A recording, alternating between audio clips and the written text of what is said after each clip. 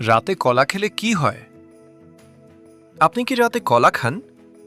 তাহলে এই ভিডিওটা শেষ পর্যন্ত দেখুন, কারণ রাতে কলা খেলে শরীরে কিছু অবাক করা পরিবর্তন হতে পারে।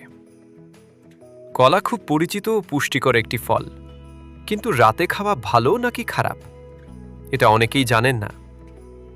রাতে কলা খাওয়ার উপকারিতা 1, ঘুম ভালো হতে সাহায্য করতে পারে।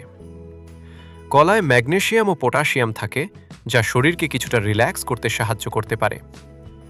2, শরীরে এনার্জি দেয়। রাতে হালকা ক্ষুধাদা লাগলে কলা দ্রুত শক্তি দিতে পারে।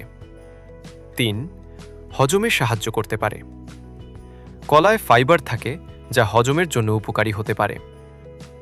রাতে বেশি কলা খাওয়ার ক্ষতি 1, গ্যাস বা পেট ফাঁপা। অতিরিক্ত কলা খেলে কিছু মানুষের গ্যাস বা পেট ফাঁপার সমস্যা হতে পারে।